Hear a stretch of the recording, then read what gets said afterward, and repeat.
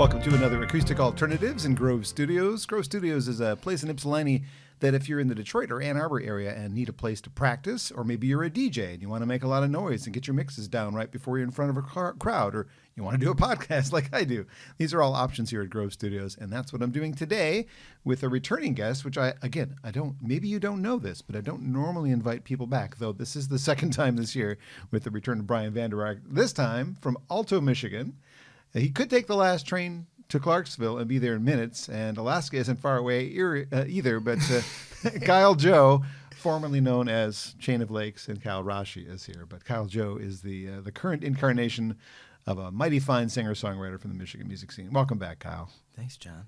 It is good to see you again. It's great to see you, too. It was a nice parking lot reunion. Always good to see you. I got a warm hug. Well, Kyle has had a few life changes since he was here last. He has a new record out, and he has worked with, I'm wearing a Chris DuPont shirt in honor of who produced his latest record for him. And I'm really excited about this new project. Thanks for sharing it with me a little early, too, so that I could hear it before the others. Of course, forever. You get early copies, John. You deserve that, if nothing else. Thanks. Just short of 3 years ago, we had a nice chat. Lasted a little over an hour. So if you want to get some of the background that I usually do on my guests, I will not be doing as much background on this one because we already covered that. So just, if you don't know, Google Acoustic Alternatives. And in that case, did I put it under Kyle Joe? No, of course not. Would have been Kyle Rasche, probably. Or Kyle Rasche of Chain of Lakes, I think, at the time. So that will be, I will link that in the notes on this one. So if you want to go back and listen to the old one. But I generally don't do this unless there's something significant going on.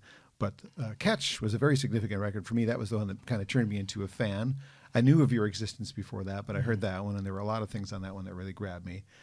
But I'm glad that there's new material. I'm glad that you're carrying on.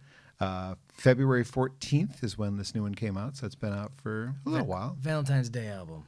All right.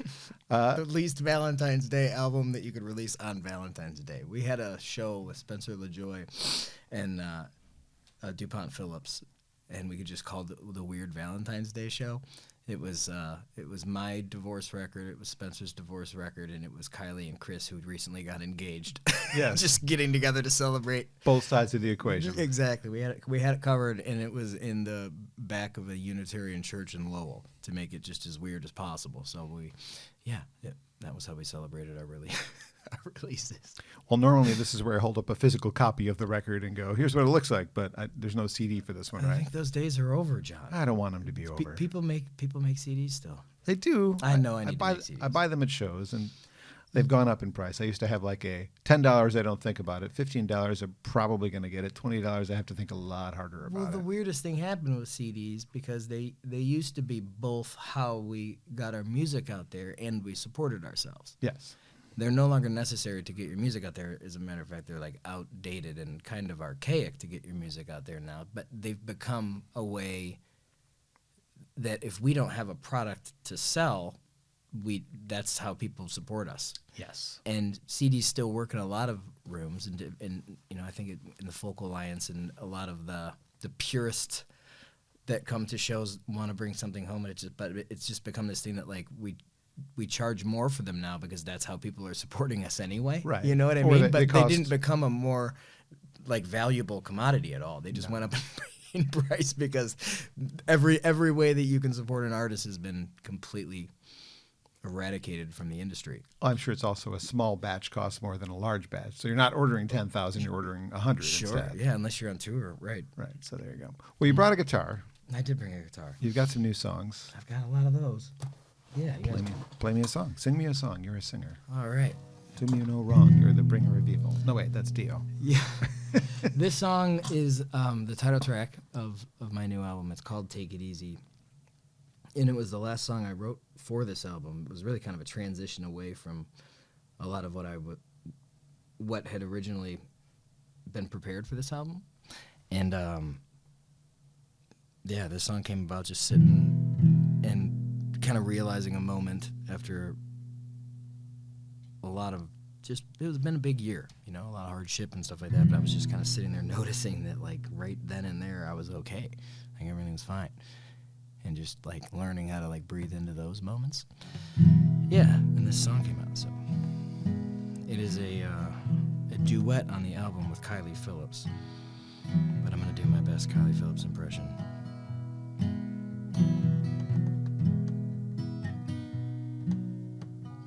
I came here to sit and take it easy.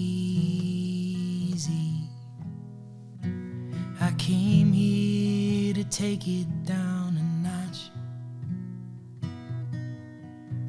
And there's no wrong time for downtime if it's what your body wants. Take it easy.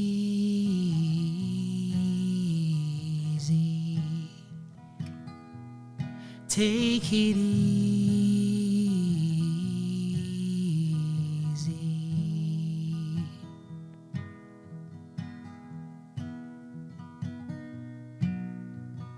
I came here to sing and take it easy. I came here to loosen up the rain. And there's no wrong time for downtime. Peace is just a breath away. Take it easy.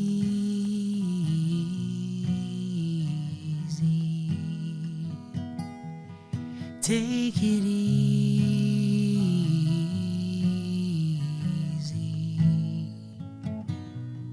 Take it easy.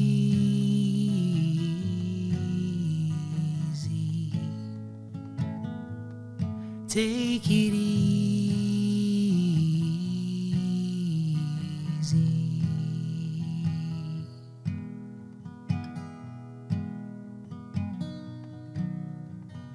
I came here to pray and take it easy. I came here to lighten up the load. And there's no wrong time for downtime if it's keeping you afloat. Take it easy.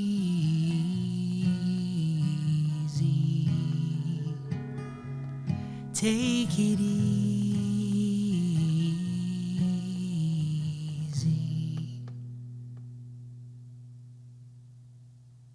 Kyle, Joe. Got to turn my mic back on for that. I'm a pro, don't worry. You nailed it. Kyle, Joe on a track that you can find in a Chris DuPont version produced by Chris with Chris's fiancée, future wife, Kylie Phillips, singing on it as well, and one that they will likely do together when they play the Ark in just a short while. We'll get to that date, unless you have it memorized. I have it later on in my notes. Yeah. It's a Friday. That is Friday, April 11th? No. 18th. Yes. 18th. April 18th. Very good. Oh, man. Edit that out that I got that wrong. I'm very excited and grateful for that show. And It's going to be great. Yeah, I did not mean... Yeah. Wow. Well, perhaps we should start, and I know you've covered this in a previous interview with a couple of guys, but the name change. Let's talk about the name change. Sure. Well, we briefly touched on it when we had to rack our brains to see how you promoted me the last time I was here less than 2 years ago. It was just confusing. I started releasing music as Chain of Lakes when I first moved to Grand Rapids back in like 2010. And I think I wanted the project to be more of a band, and it was kind of when like Iron and Wine, Bon Iver, all these songwriters were kind of making that work. The Postal Service, sure. Ben Gibbard, and everything. And so I just went that route then, just because my name is not phonetic. I mean, how long can you be called Rasche? You know, right? Before I think I was a little self-conscious about that. And I released a lot of records, and then right around when COVID happened, I really just delved into the craft of writing, as opposed to like being like a band leader or trying to like make this product and tour it and all the old pursuits of being famous or being successful, right, as my quotations go up.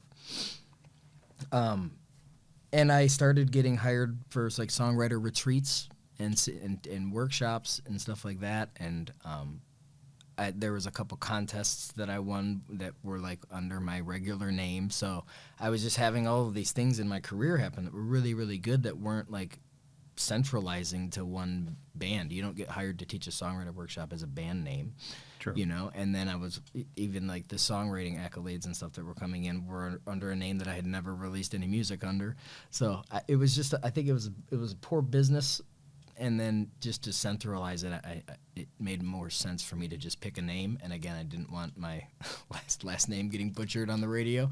As I'm sure has. Yeah, honestly, it was a very simple business decision to that 7 letters that no one will ever mess up. That's true. Very easy. Yeah. And easy to Google. Easy to Google. Yep. Kyle, my middle name, Joseph. There's other Kyle Josephs out there. And I think one of them is not in the most savory of industries. And so it was just, there wasn't another Kyle Joe. Okay. So it was easy. So porn star Kyle Joe is here today. No, wait, Yeah, sorry. that's right. No, we've got the musician. Sorry. I was confused for a minute there. No one's getting confused with that, I promise. But it didn't need to be Googleable. Okay.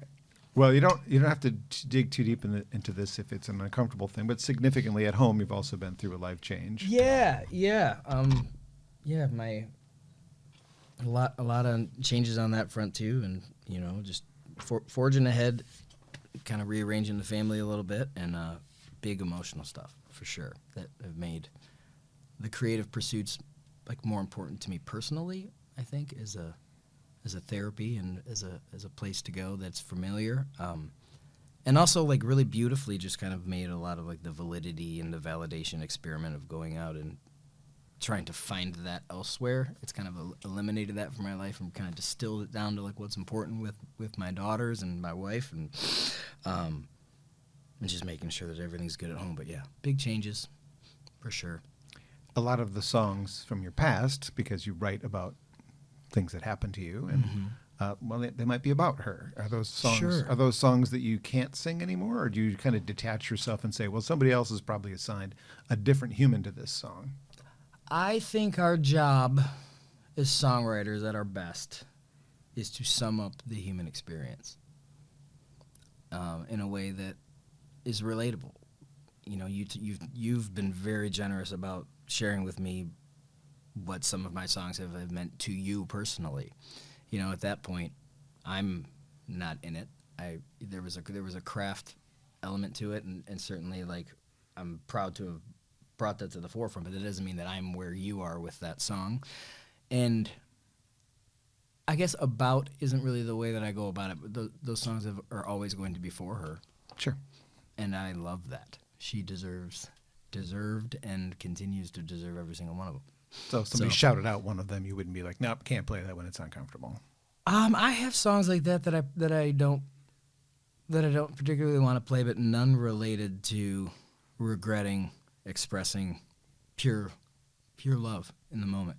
I meant every word. I'm proud of my catalog in that respect, that I really I put a lot into making sure that I want to say those things forever, and I certainly did. Yeah, there's no love lost in what's happened over the last years. It's been very conscious, deliberate, and loving rearrangement that I'm really grateful for. It doesn't mean it didn't hurt like a bitch, but yeah, I need to learn how to regulate my nervous system and be at my best when I'm hurting too. So a lot of lessons this year, John. I don't think that's unique, though. I think, again, that's our job as songwriters, is to just find those lessons or those moments and put them in a package that can be shared and observed and absorbed. Well, something really cool has happened as well in the last year. You got to tour with a favorite of mine, David Wilcox. Oh, man. Tell me about that. That week of my life was, it was really special. It was really special.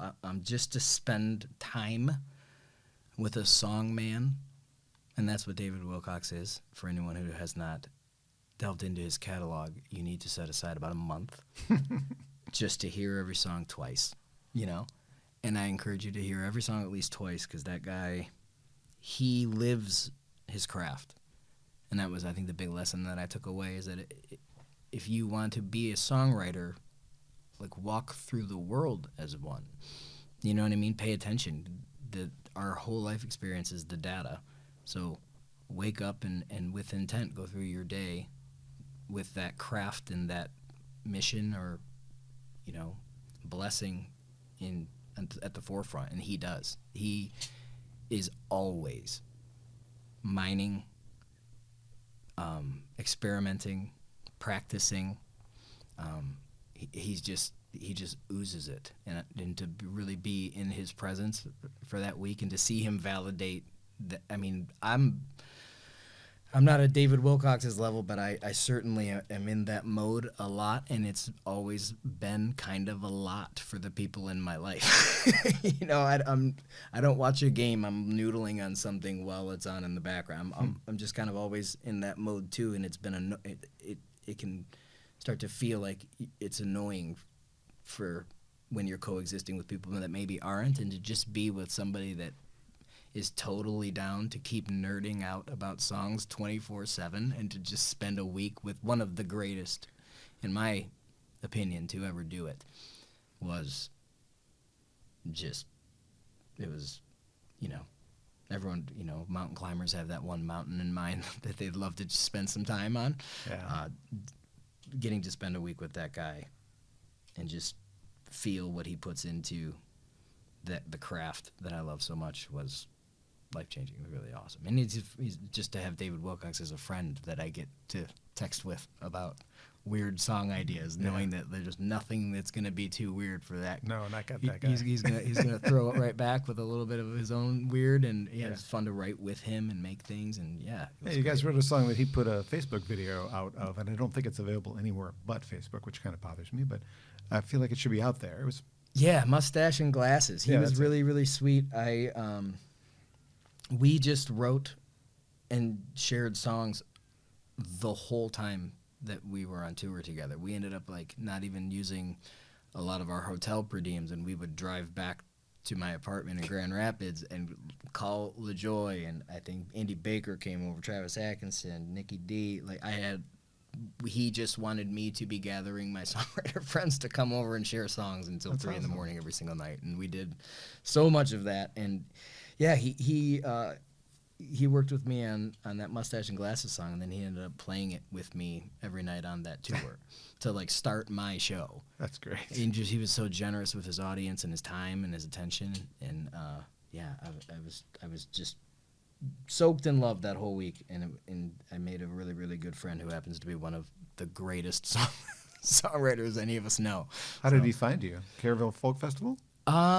His manager, Mike, found me. I played a show that Annie Caps puts on called On the Tracks in Chelsea, Michigan. Yeah. And Mike is a local Ann Arbor, obviously in the songwriter scene, and we met that night. And then a year later, in the midst of me really not having much going on and being moved out of my house and in an apartment and between jobs and everything else, I just got an email about touring with David Wilcox that I was positive one of my friends was messing with me. Put a big smile on your heart, though, didn't it? It was timely, and it just ended up working out really well that I was able to do it. And he was very generous with sharing his audience with me for a week.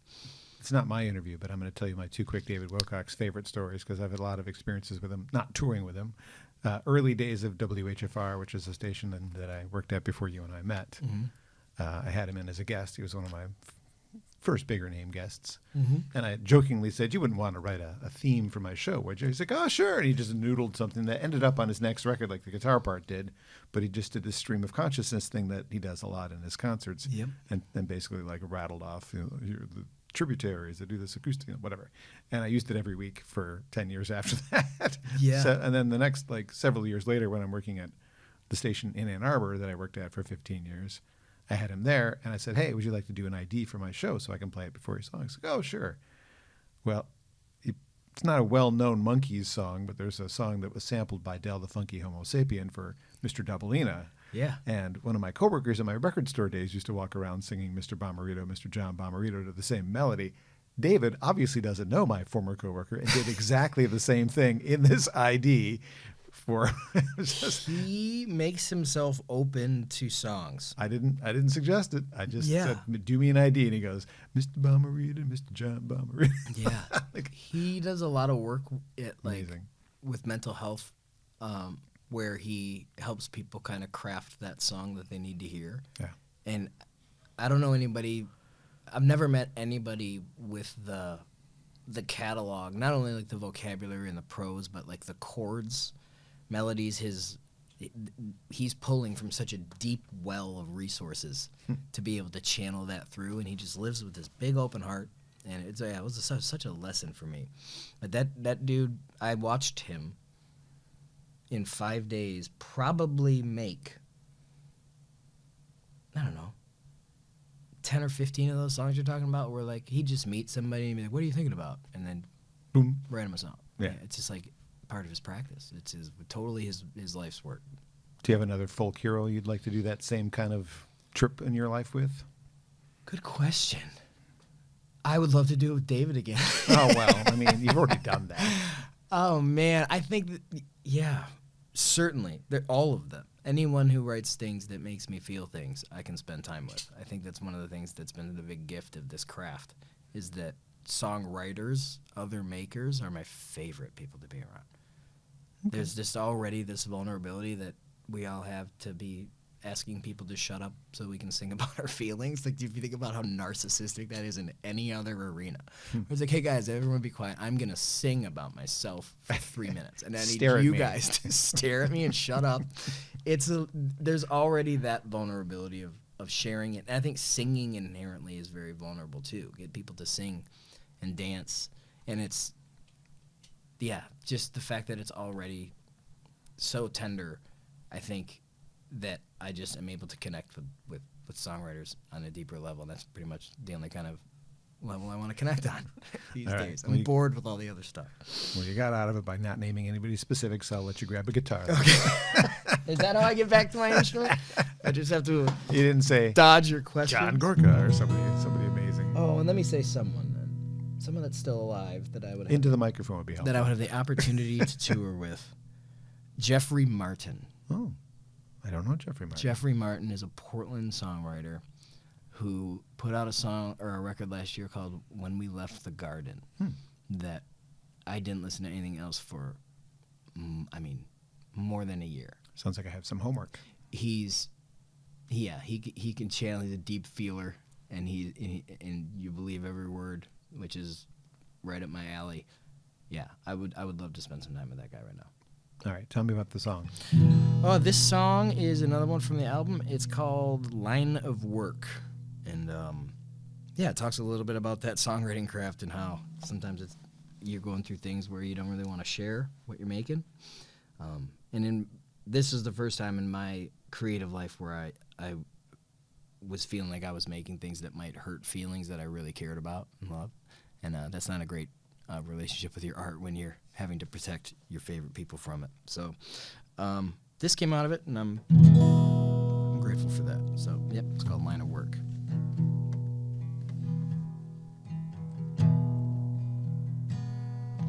Gaze at your fortune, but not with eyes open. Dig the moat, knowing the drawbridge is broken. Don't rest your head till the medicine flows in. Safe from a clear-minded peer at your bullshit. No matter the weather, man, pull it together. Don't mope in the desert, just take in the sun. It seems certain seasons, for whatever reason, I just feel the heat, and man, I'm burning through one. The shortcut to healing is straight through the herd. And then we sing about feelings in my line of work. So they're all bound to sound, made to serve up with the tears, and I'll remind you it's one of the few you can hear.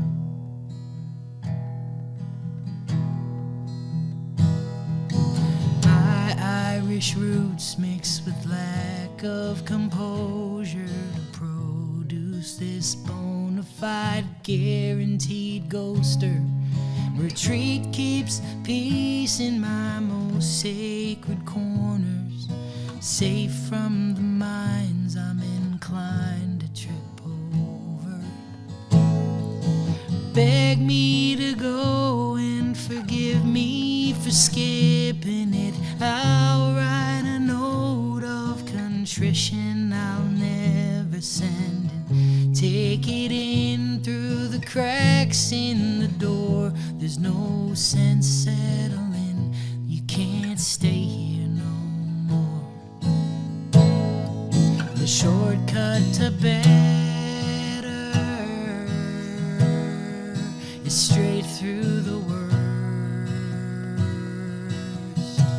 And we sing about heartache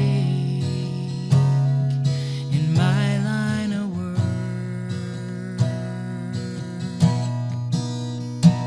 So they're all bound to sound like some darkness to shroud. And I'll remind you, most songs I don't dare sing out loud. Grief leaves a heart heavy beyond belief, and in my line of work we wear ours on our sleeves. Nests that our team in can still feel alone when the songs that come flowing hit too close to home.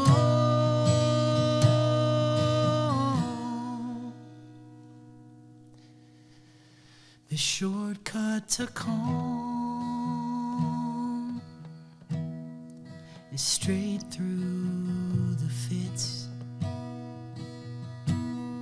And in my line of work, from what I've learned, that's as bad as it gets.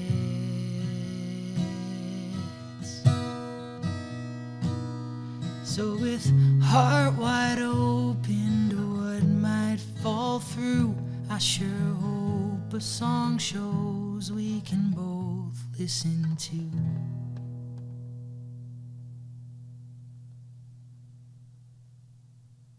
My guest on Acoustic Alternatives is Kyle Joe, performing songs from his new record, Take It Easy. Heart fully on sleeve on this one, and very honest, very, well, there's a lot of pain in those songs, but they're beautiful, and I love them. Yeah.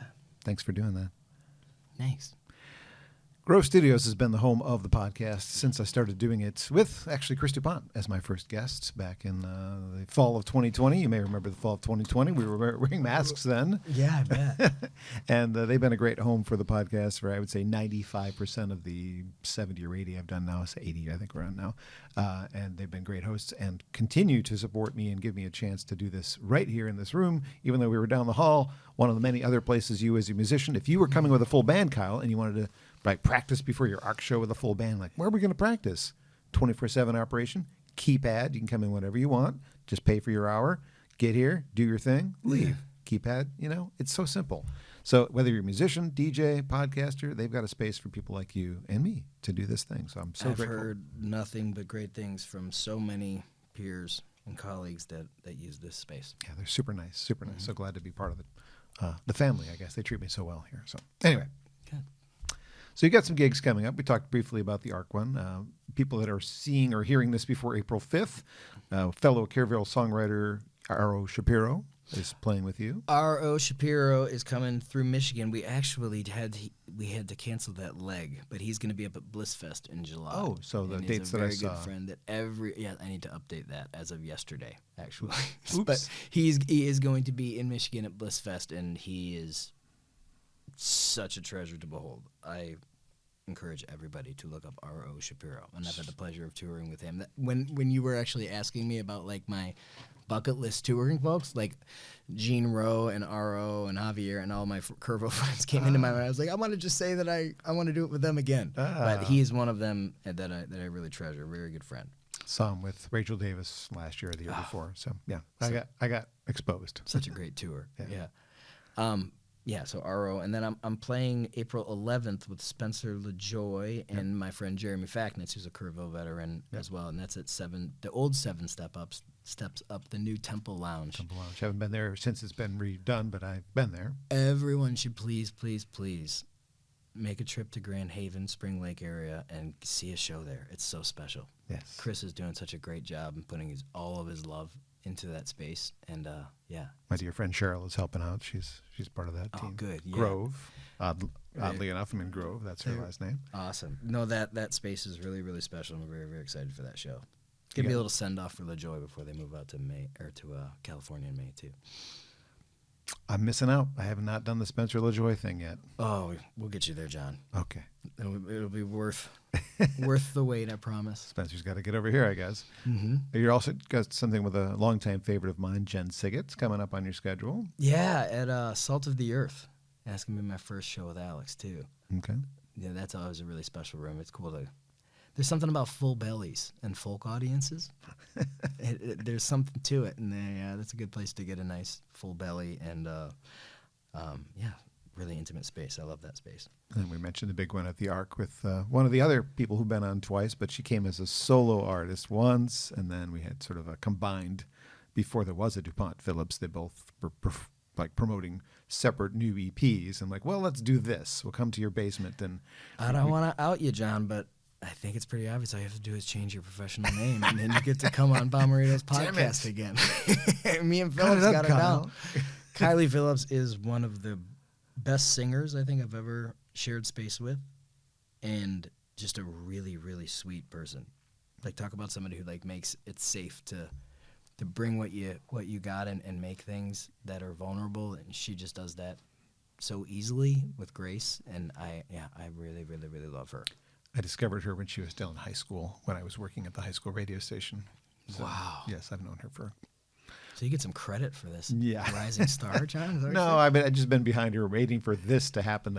What she's finally doing, I've been waiting 20 years for her to finally do what she's doing. Yeah, her voice. It's always something been great. And even at 17, it was great. I can't imagine that it was ever not great. Yeah, I want to hear 2-year-old or 3-year-old Kylie in the high chair singing. Ask her dad. singing the lullabies and stuff. I bet she was just always this crisp, beautiful singer. Yeah. KyleJoeMusic.com if you want to find out information about all these things that we've just rattled off sort of quickly. Yep, you can sign up for my mailing list. Oh, well, that's easier. I might as well announce if people don't know or cannot find my stuff, it's because I don't do a lot of the social media stuff. So, but my email list is a great way to stay up to date, and I promise I usually forget to even do my monthly email list. You will not get a lot of emails from Kyle Joe. You should do it when you have a show coming up. I have one on deck. Yeah, I need to get one out, but it's not one of those email lists where you're ever going to get anything from anyone else or too many from me that I don't. But it is a way to stay in touch. Feel free to add upcoming stuff. You're on it. I just don't send them enough. Okay, good. Well, that also has links to your Chain of Lakes when you do perform as Kyle Joe and Chain of Lakes, which I think happens occasionally. Yep, right? I'm doing Wheatland this year. I have a children's music project called The Real Humdingers. That was the other thing on my notes here. We don't talk about The Real Humdingers much, but let's talk about it. I just booked that I'm going to be doing the kids stage and bringing some friends to pull off the Humdingers songs at Wheatland this year. So yeah, that was another reason that the name change made sense. When I have a band, I can play as Kyle Joe and Chain of Lakes. When I'm doing the kids' music, I can do Kyle Joe and the Real Humdingers. When I'm doing the songwriter workshops, it can be Kyle Joe or the solo gigs. Yeah, solo gigs and stuff, which are mostly of what I'm doing. But yeah, so I've got some. I'm excited to kind of have the full spectrum of all. Yeah, where my brain is all the time, kind of getting. I get this dip into each of those this summer a little bit. So. The many worlds of Kyle Joe. Many worlds. Brought to you by. No. One of these days I'll focus. But I'm kind of enjoying not being focused right now. Are songs coming as regularly? I mean, obviously, when you're going through something difficult like you did, songs are probably pouring out of you. Are they still coming pretty regularly? It's interesting that you say that. I'm not super prolific when I'm deep in the throes. It's afterwards? Well, I think it's just that I get a little nervous about immortalizing feelings that I really don't want to revisit. Okay. A lot of that kind of comes from the lessons and stuff that I've been learning. But I've been extremely prolific the last 6 months, as far as making songs, but they haven't been in this vein of go and record them and put them out as Kyle Joe. Like, I've really put a lot into just like finding my own center and my own breath through a lot of my changes, and I did that through a community that I do like breath work and somatic bioenergetics and all that kind of stuff through, and there's music in that world. Okay. These healing songs that, when people are coming out of meditations or just different functions, these like, almost like kirtan kind of stuff that are just really healing, and I've found a space where you can make music that's not so much representing how great you are at being sad, but like maybe that lesson that you learned in the depths of your sadness that may have helped, and it'll help somebody else. And it helps somebody else, yeah. And so I've been making music with those friends. We're doing a record that the collective is called The Vital Hive. So I've written probably like 3 or 4 albums worth of those kinds of songs, but I don't know like what to do with them. That's a lot of music. We have one on deck right now that we just finished. It's 13 tracks. It's with a songwriter named Micah McLaughlin, who used to play in a band called the Mute Flutes, which are great if anyone wants to do a 90s, early 2000 deep dive into a great songwriter and performer.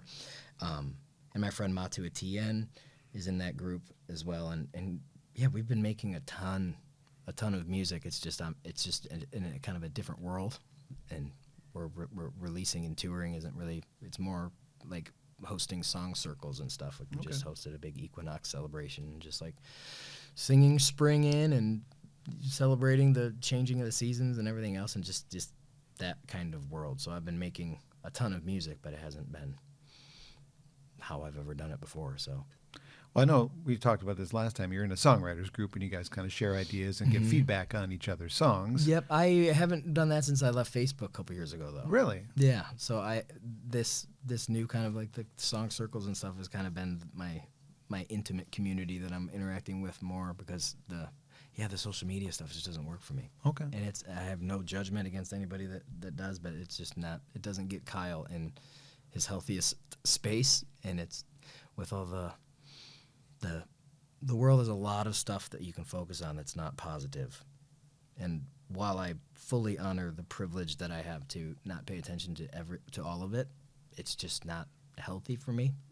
I work for an NPR station. I can't ignore it. Exactly. And I'm so grateful for you and the people that get good good solid, supported, accurate information to the masses. And fact-based journalism. Yeah, and if I had any confidence that my feed was getting any of that, I think maybe I'd pay a little bit more attention to it. But it's just not my bag.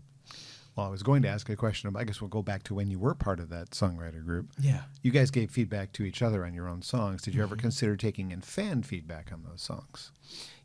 I'm pretty envious of a lot of Spencer LaJoy, one of my dearest friends in the world, and they offer their songs up to like their Patreon community. Okay. In their infancy, the baby songs we call them, and I think that they've gotten a lot of really cool support and love and feedback and conversations around that. So I'm pretty open about like I had like 2 or 3 years where I played the song I was working on at every show, just to kind of see how they landed and stuff. Yeah, and that is a special space in the infancy of a project or a song.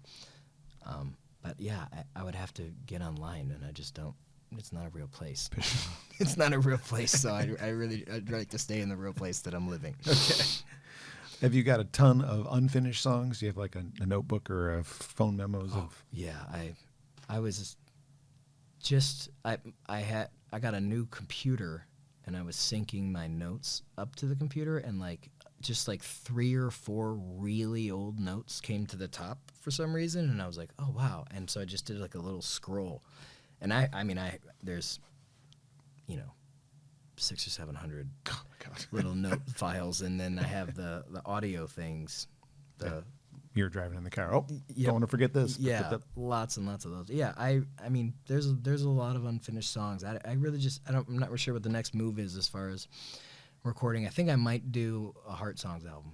just of those more meditative stuff. And if I do, it'll be with Chris.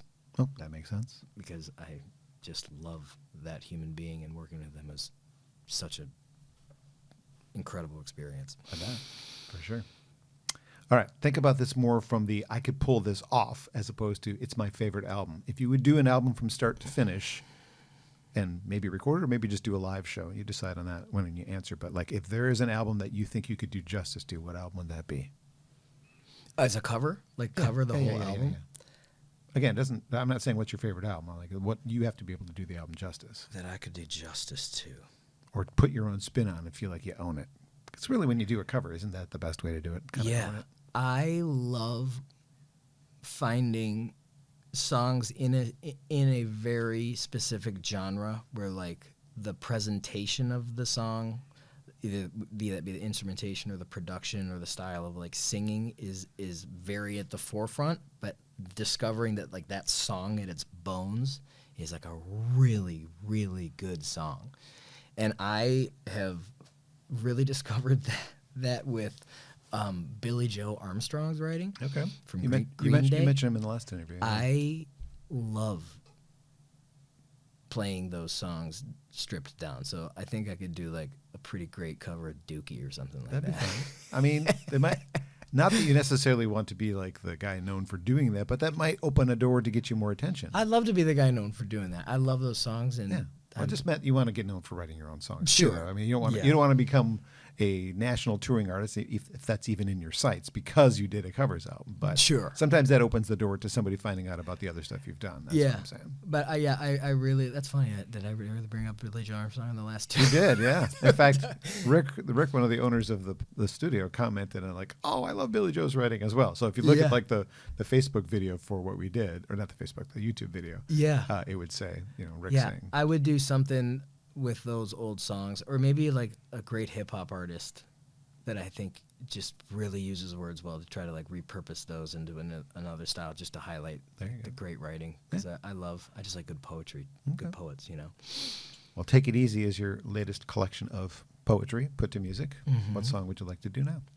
I will do, if I could retune for a second, I could can do retune. one. We'll just drop in a quick mention of Grove Studios again for being great hosts and a spot that folks who live in the Ann Arbor or Detroit area can use as a place to practice. So thanks to Rick and the crew here. Tell me a story about the song while you're tuning in. If you So could do this it. song is called Knots, and I've got those on my shoulder. yeah, I do. well, maybe this song will help a little bit. I was sitting with a friend at one of our kind of meditation breathwork retreats, and there was a tree jutting out from the tree line, like right over a hot tub. And my friend, his name's Eli, is a tree excavator, arborist. So knows everything there is to know about trees and plants. And I was mentioning to him, looks like you got some work cut out for you here. Like, you might have some business taking down that tree. And he looked at it and he was like, that's the strongest tree in the entire tree line. What are you talking about? And I was like, say more about that. And he was explaining that those trees that have to grow sideways, if you will, and hold a difficult pose to get sunlight, to get their photosynthesis, are the ones that are the strongest. Much like human beings that have to, like you get strong by pushing weight and resistance, right? And he pointed out, like, if you look at like overhead footage after like a tornado has decimated like a grove of trees, and you see like a few mangled trees still standing, I think in my like childhood brain I thought like, oh man, the storm mangled those trees. No, those were the ones that had to fight for photosynthesis to hold themselves so weird that they were impervious to the wind. Wow. I've been scienced already. Yeah. And when you think about like the biosphere, I don't know if you're familiar with those huge bubbles that they made to simulate ecosystems inside, and they actually grow whole ecosystems. Well, in the biosphere, after like a year or two, there were these like 25-foot high thriving trees toppling over. And they were like, what the hell is going on? The root systems were great. Every photosynthetic, nutritional water need was met for these trees, and they were just falling. And they couldn't figure it out. They called an arborist, they called an ecologist to figure out what was going on. And what they concluded was that while they had all of the nutrition that was necessary and the light and the water and everything to make these trees thrive, what they didn't have was wind. So they fell under their own healthy weight. Wow. And that is a long intro during a longer tuning to introduce this song. So this song is called Knots.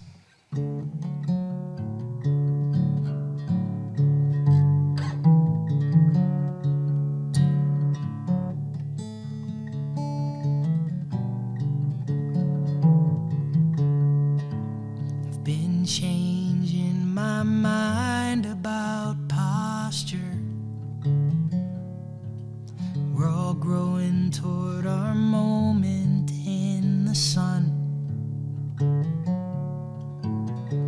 reaching out and warping, bending and contorting, sturdier where all the work was done. And there's a clear definition of hard lesson, how scars growing hardier than skin,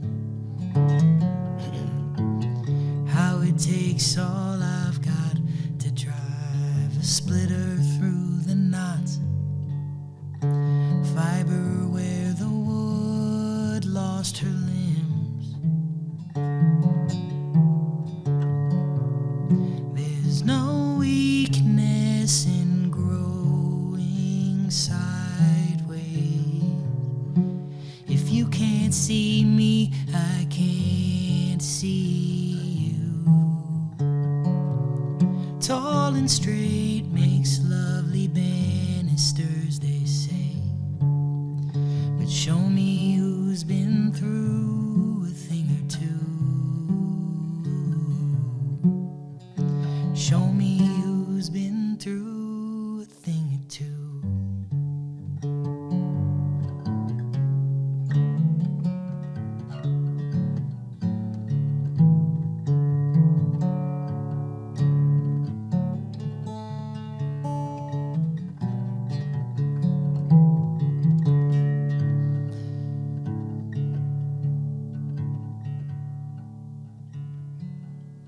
Old wounds become tattoos of perspective. In pain, the great teacher never rests. And love is on a mission, and grief is the resistance, as this old heart of darns can attest. There's no weakness in growing sideways. If you can't see me, I can't see you.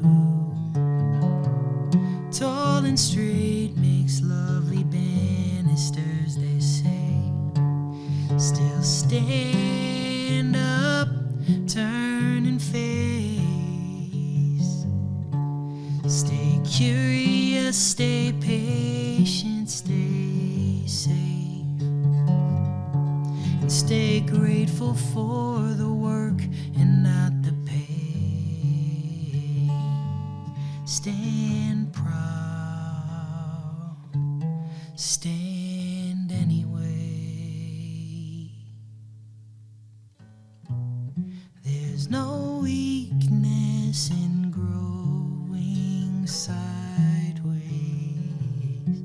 If you can't see me, I can't see you. Tall and straight makes lovely banisters, they say. But show me who's been through a thing or two. Show me who's been through a thing or two.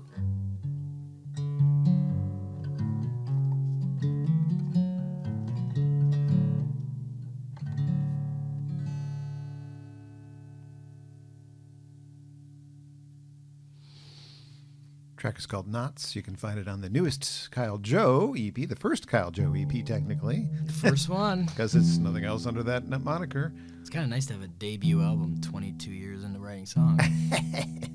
If people are just discovering you that way, there are other things to find from Kyle's back catalog. And I'm glad he's tuning his guitar, because I was going to see if he was maybe going to play one more. So keep that there. I will get in tune for you, John. We don't have too many more questions. You may just leave it on your lap. How many full band opportunities are coming your way these days? Are you getting more offers as a solo? I'm getting a lot more offers as a solo, and it's just easier with what I'm managing in my personal life too, to just get to show up with my guitar and share songs, and I'm very grateful for that. But mostly solo these days. I'll probably bring a band to Nor'easter Music Festival this year. Yep, I saw you on the list. And then I'll have, like I said, the Humdingers crew together for Wheatland. But other than that, it's gonna be mostly just me and my guitar, and hopefully some people helping me sing, audience-wise, and everything else. I don't like asking this one because I don't usually have to. But are there things you wish people asked you about that you do that you don't get asked about? Wow. You are a very thoughtful interviewer. Are there things that I want people to ask me about? Like you've got it kind of prepared when you're going into an interview. Like, you're going to get asked some of these basic questions, and I always try to not ask the same question somebody else has asked. That is hard to do. I'm gonna answer with a compliment, and we're men in 2025, so I'm gonna make you look at me in the eyes while you accept it, which is totally not in our DNA. Right? But I don't do a lot of these. Okay. Who I do these with in Michigan, I should say, when you're on the road and stuff like that, like you take opportunities to get in front of audiences. But Gotta grow it somehow. I tend to do this with my friends, with people that I have a relationship with, or that I at least deeply respect in their craft, which is how you and I met. We had this relationship before we had a friendship, but I do this with you. I do this with Lori Stratton. Mm-hmm. I do this with John Sinkovich. People that have really, just that I know that they're putting their heart and soul into what they're doing, which is lifting up my community and putting it into your craft, which is this journalistic approach, which is totally benevolent. You're doing this to get other people's name out there, and I want people to know you. And I see that, and I see that you do that for all of my friends too. So yeah, I think I don't go into it with questions that I wish people ask, but I do go into it where I respect the interviewer, and I try to surrender to what it is that you think is important, because I think that what you do is important. So I don't know if that answers your question, but it's a nice answer. Yeah, I really don't do a lot of this today. Okay. Yeah, but who I do it with is very important to me. So you're selective. I've made the cut. Yeah, sure, and I hope that you hear that a lot, because this is really cool. Thanks. No, I don't really think about it. I just do what I do because I want to do it. It's really nice. Well, you deserve a debt of gratitude, man. You've been doing this for a really long time, and congratulations, 80 episodes? I think so. I have to look it up now, but and that's more just coming. Of this incarnation. You've been on the radio doing this for your entire career. No, if you want to become a Patreon of mine, or patron of my Patreon, I'm sharing old interviews that I've done prior to this there, so that's the only way you can hear some of the things I've done before this incarnation of Acoustic Alternatives. And How do you find it? I don't have a lot of people supporting me on Patreon. Because, how do you find it? Oh, I know a guy with a podcast that you can... Oh, hey, johnbomarito.com, and look for the Acoustic Alternatives tab, and then below that is the links to the podcast, the weekly playlist on YouTube, the weekly radio shows on Radio Cobra Detroit and Sonic Coast, which is, I was going to lead to Sonic Coast and have you do Michigan Man, because that was a song that was getting played, because I think that's what you're tuned for. But I also wanted to ask you about other things that, like you're a performer, but you also do songwriting retreats. We talked a little bit about that. How can people find, like, what is that purpose? Like, why would I reach out to you to do that? Who's the target audience for that? The target audience for that is the people that want to connect to their craft of songwriting. Again, it's just the most vulnerable art form already, and it's so easy to just get blocked up in what's going to happen to the song. What am I going to do with it? What's it for? What am I making it for? And I think what my gift is just kind of getting that stuff out of the way and like, let's make the song. And then like, if you want to make decisions over where it's going to go, or if you are crafting something very specific, people go in to write jingles for toothpaste, for crying out loud. Okay, then that's our job today. Gotta make money. Let's get the stuff out of our head and make that. I really like supporting and connecting to songwriters just to help them and empower them to live as a writer. And if you're not going to say you're a songwriter, no one is. It's very important for you to kind of call your shot. I identify as a songwriter. Exactly. Yes. Yeah. So, but you can find me and get a hold of me through my website, and I've been doing like one-on-ones with that too. And then a lot of the workshop and stuff that I do is a lot of hired by festivals and stuff like that. KyleJoeMusic.com. KyleJoeMusic.com. Another way to find more about this newest record, the older records, and the new record includes a song called One Michigan Stop Made. Shop. The new record, yep, that was the first one that Chris and I made and put out. I wrote it again, just like Take It Easy. Like I had a whole album and a half of songs that I sent to him. I was not going to make a record. I had no plans to. I was in the middle of a divorce, moving out. It was in between day jobs, just trying to like ends were not meeting, and there was no. You were floating. There were none of it was not. They were not aligning either to see where the ends were going to meet, and I just didn't really have it in me to do it. And then this friendship with him came about because he had been working with LaJoy, whose albums are perfect. Everyone should listen to those as well. Chris DuPont and Spencer LaJoy. And we just started talking, like he kind of like what we were just talking about. He was calling me about like songwriting stuff, and just it's so easy to connect with people that are in that space. And so our friendship just, I mean, we had talked on the phone for probably 10 hours before we met each other in real life. And he is a prolific producer. He thinks about music and the presentation of it with such a gift, and his ability to execute. I mean, he's so good on so many things, and his only interest is to serve the songs. It is not about him. It's so about him, but it's because he's so special and that he just doesn't make any of it about him. And to partner up with somebody that is just does such an amazing job of keeping his head so far from his ass. He's the best guy.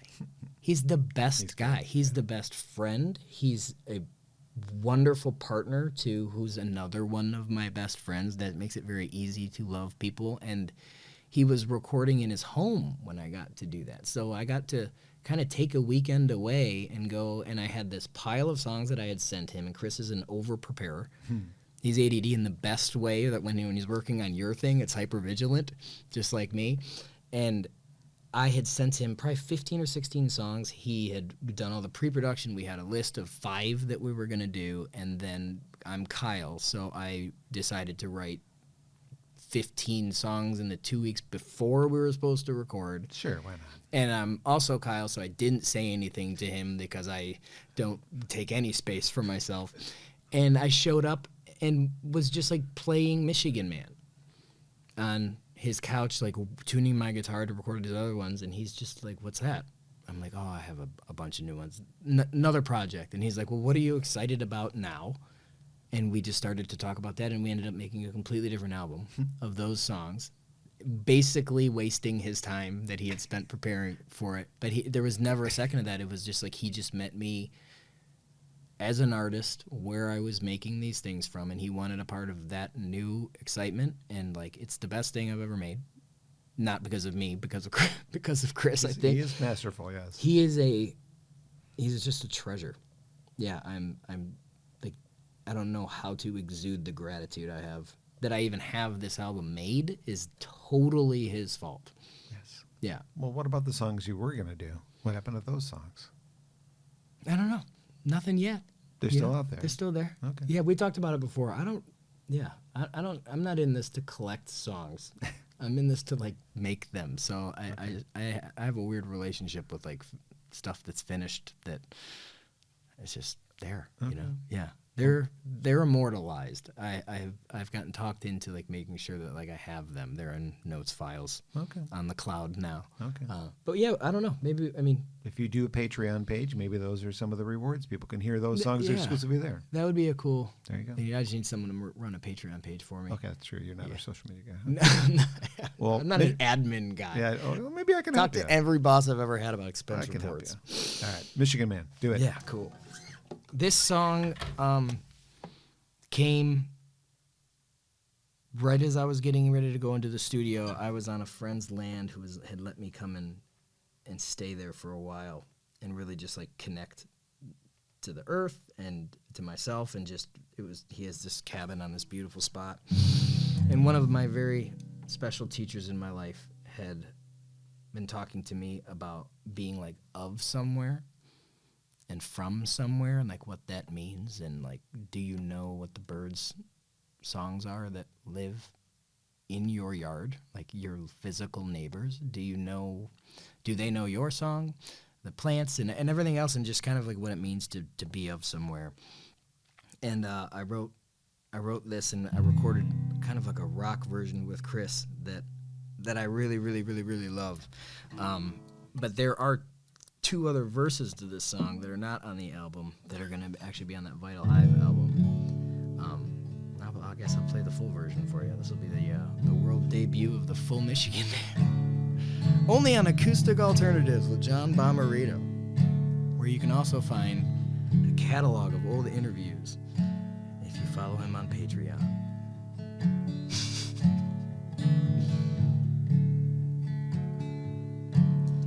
I'm a man, I'm a man, I'm a Michigan man.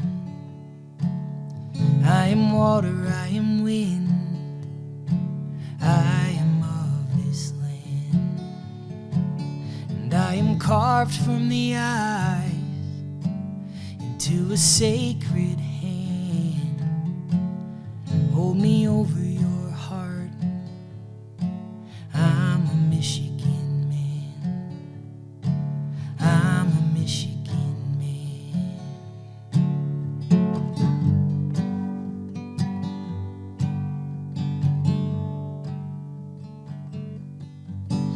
I'm a woman of this land. I am the saltless sea. Dune grass waving in the sand on an endless beach. With an outstretched hand and a steady heart, I'm the mother of the morn, I'm the maiden of the dark, I'm the mother of the morning, I'm the maiden of the dark.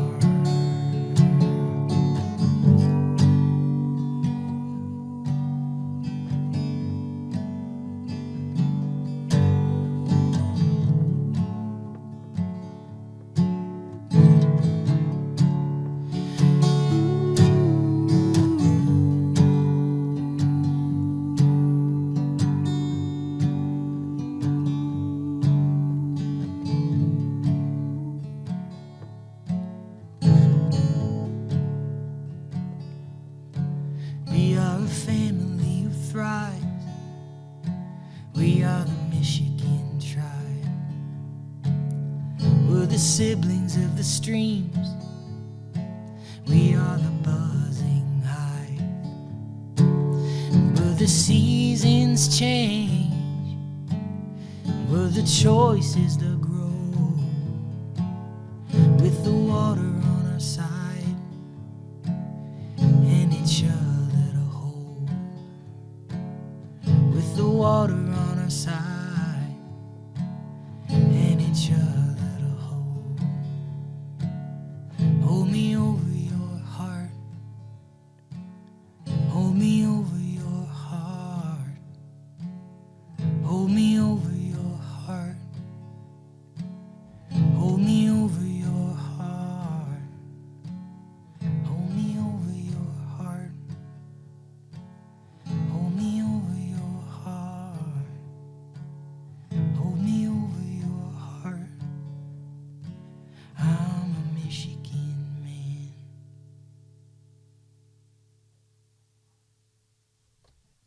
Michigan's finest men. Kyle Joe here doing songs from Take It Easy, his latest release, KyleJoeMusic.com. One final question. Favorite places to play outside of Michigan? Outside of Michigan. Since we just sang Michigan, man, because I know you love playing here. The Threadgill Theater in Kerrville, Michigan. Kerrville, Texas. It's on the festival grounds, Quiet Valley Ranch, Kerrville Folk Festival. There's an outdoor pavilion called the Threadgill Theater. And I don't know if I've ever been in like a bigger outdoor space that could be transformed into like a living room with only people that super love you and are rooting for you. It's like having like your grandparents just wishing you to do well. Like I've never felt that kind of love from an audience, and to be so far away from home and have that, and to talk to every other performer at that festival and they all feel the same way. Yeah. It's a very we have that here. We have that here at Wheatland. We have that here at when you go down to the Buttermilks, and I think Nor'easter does a really nice job of it. Oh, yeah. But I would probably put the Threadgill Theater at the Kerrville Folk Festival right up there. Very cool. Cal, it was great to see you. Thanks for sharing stories with me today. John, thanks, man. And songs, too. It's always a pleasure. I'll change my name next year and see you here. Right. We'll be back for another one. Cut it out.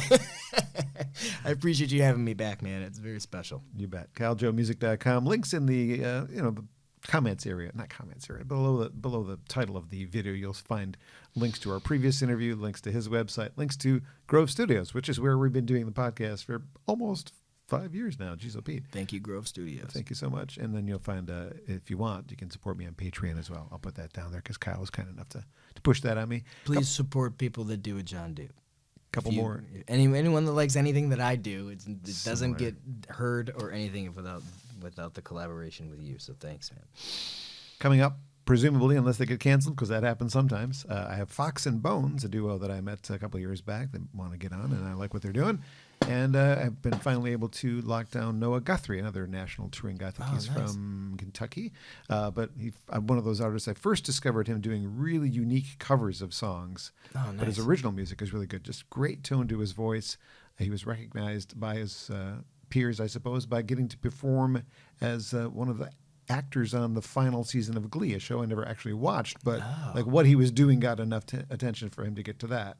I've heard of like Yellowstone launching a lot of like Americana folk people too. Yeah, okay. It's kind of cool that like shows are elevating. Yeah, well, he was like one of the characters on the show, I guess. Cool. I never really watched it, but I was already supporting his music as his covers fit really well with what I was doing at the time for my Radical Revisions thing. So yeah, love his music, just love his voice. Never had a chance to really get a good interview out of him, so looking forward to that visit. Do you like to meet people?